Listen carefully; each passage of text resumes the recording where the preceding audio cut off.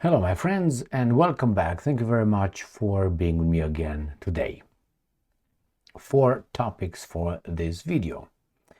First one, we find out that about 90% of Russia's Arctic shelf potentially holds oil and gas. So a proxy war will be fought with the penguins and with the polar bears against the Russians? Well, NATO might do that. I will tell you a little story from when I was a little boy regarding how we were talking in front of our apartment buildings about how we were speculating that the Americans at that time in 1980s knew where the resources are and they will try to take over them and subjugate the countries who unfortunately sit over those resources the Americans want. Now this was probably 1984, 1986 when we were talking about that, but I will tell the story a little bit later. Second topic, we have 2 Jews telling the Americans what to do by telling the Americans what they know about Iran. And there is, Iran is developing a nuclear missile to hit the United States of America, not Israel, the United States of America. Do you know who the protagonists of this little night talk are? Ben Shapiro and Bibi Netanyahu. And the third topic, Putin's ally, let's put it this way, Mr. Lukashenko, the president of Belarus, warns that if Trump gives missiles to Ukraine, it could lead to nuclear war. All right, will the West take a chance? I don't think so. And the last topic has to do with sanctions. I know that in the world, if the United States of America or any other country imposes sanctions on other country, let's say America, United States of America, imposing sanctions on Russia, on oil, well, that's their business, one-on-one. But the United States of America could not demand other country, any other country on this planet, to impose sanctions or to respect the sanctions imposed by United States of America against Russia. That is China. And it's illegal. Well, I'm going to discuss this.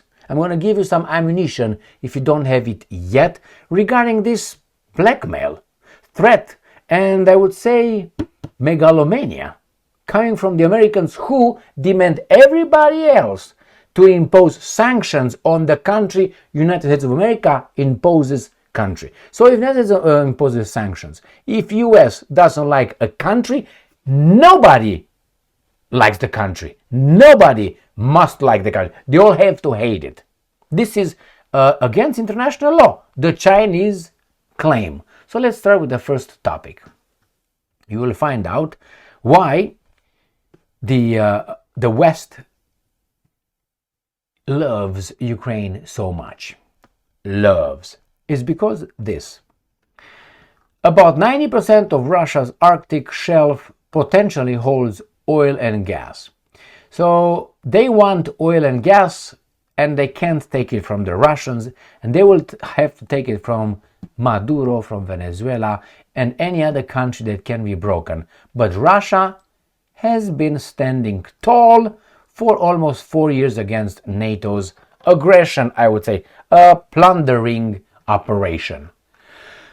About 90% of Russia's Arctic shelf has oil and gas potential. Sergei Shimansky, deputy head of the Oil and Gas Geology Department at the Russian Federal Agency of Mineral Resources, said on Wednesday, and I'm quoting, "It is worth mentioning that in accordance with the results of a quantitative assessment of total resources conducted by our subordinate agencies and the attached oil and gas geological zoning scheme, approximately 90% of the Arctic shelf territory is seen as prospective when it comes to oil and gas.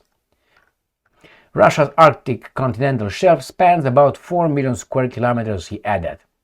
in 2013, there was a peak in licensing, with 32 licenses being issued. In fact, at the time, the distributed subsoil fund accounted for about 37% of the prospective Arctic shelf areas in terms of oil and gas exploration.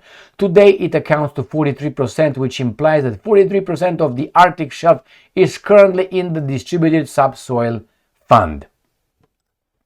So, there is potential over there, and these guys want that energy, potential energy. So, when we were kids, we were talking in the evenings in front of the apartment buildings where we used to live. And I was young. I was, I don't know, 4th grade, 3rd grade, 5th grade, 6th grade, 7th grade, about that time. And I was listening to people from the 12th grade, so about 4 years, 5 years difference. And I was listening, and they were talking. I was talking as much as I could at that age, but I remember the conversations. And one of them was, man, the Americans already know where the resources are, to the satellites and all that technology. They know, man. They know. And that's why they need Russia's resources from Siberia, for instance, and many other places. Now we're going to have a, I don't know, maybe a proxy war in, I don't know, North Pole. The Americans will employ, I don't know, polar bear democracy or seal democracy or penguin democracy or something to take over, because, you know, spreading freedom and democracy to the animal reign. That's one. Second one, the Jerusalem Post has this little article, and this is featuring two Jews, an American Jew and an Israeli Jew, all right? Ben Shapiro and Bibi Netanyahu. And they claim that Iran is developing a nuclear missile to hit the US. Netanyahu warns in Ben Shapiro interview. I don't believe anything either of these guys say. Why? I know who this guy is, and I figured out this guy a long time ago. I will tell you how I figured out who this guy really is and how I figured it. So, it was about, I don't know, let me take this French beer. It was about maybe 10 years. I don't even know if about 10 years. When there were those videos on YouTube featuring Shapiro destroys the leftists, destroys the students, he destroyed students, okay? And I liked how fast he was, and I liked some arguments he made. But he liked facts. And I said, that's great. That's great. Facts and evidence. And he has that expression, you know, facts don't care about your feelings, which is great. But I didn't need but twice to figure out that Mr. Shapiro has a fog in his head where logic and facts and evidence don't matter at that time, when he talked about two subjects. One, Israel in the world, which was God itself, and the other one when Shapiro was talking about Russia. These things would always get wrong. He ignored, or at least he forgot about facts and evidence. He was making claims that he actually destroyed students for making the same claims. Because you ask, how do you know that? Why do you say that? And he would come with, everybody knows. That's, what do you mean everybody? Does my grandmother know that? No, she's part of the everybody, so shut the fuck up. Alright, so that's how I figured out Shapiro. Consistently, he was defending the foreign country, not the US, but he was trying to align the interest of that foreign country with the US. So what's good for Israel is good for the US. But what's good for US, you know, is not necessary, you know. We have to take care of them because somehow we have to. Why? He's Jewish. And, you know, loyalty is towards the United States of America, right? Let me play some Paganini. I haven't played that in a while, right? And then the second one, Putin is bad. Russia is bad. Why? Because the bazaar people were kicked out from Russia and they could not plunder the Russian territory and the resources anymore. That's how I figured out who Mr. Shapiro was. He was dishonest, I think. Intellectually dishonest. All right. That's what done.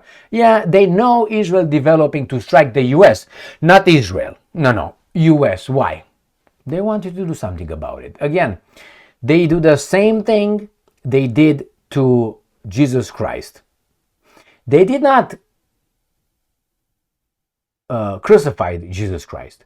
They had the Romans crucified for them. They said, we can't put a man to death.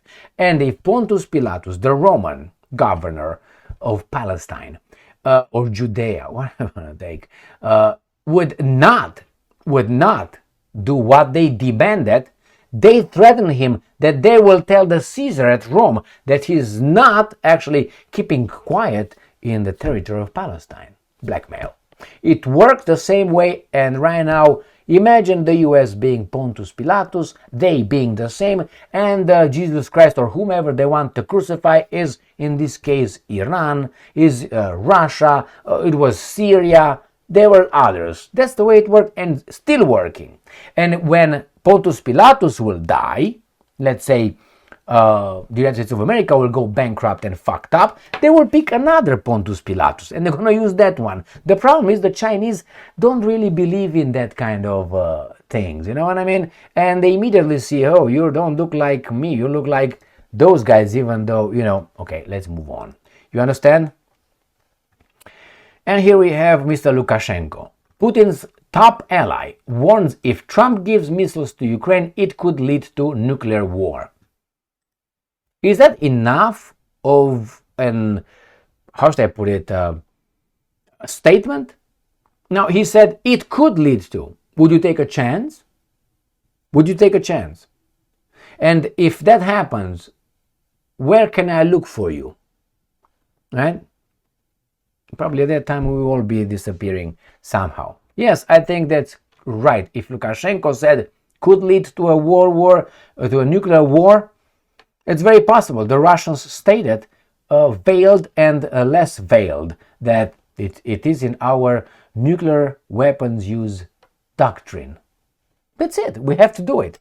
So don't push us over there. And the last topic, the illegality of America's demands of other countries to impose sanctions on whomever the Americans want to impose sanctions on. China defies US pressure, upholds legal oil trade with Russia. The same should the Indians. Russia-China cooperation within the framework of international law is reasonable and legal, Liu Pengyu, spokesman for the Chinese embassy in the US, told Sputnik. He stressed this cooperation does not harm the interests of any third party and should be respected and protected. You can say, why would you marry Ukraine? Really? But if you take it like that, the Americans are providing weapons and money to Ukraine that hurts the third party, which is, I know, Russia, or Russia's the second party. Which one is it?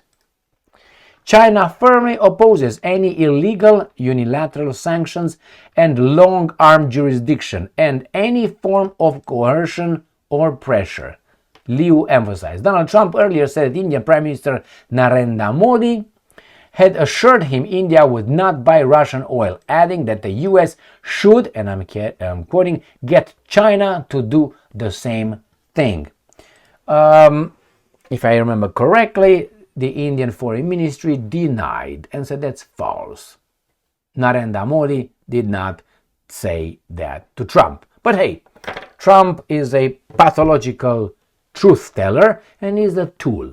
And it's not our tool, that's their tool. Whose tool? The one from the second article I featured today. You got it? Thank you very much for being with me again today. Stay strong, stay smart, look for the truth, and be just.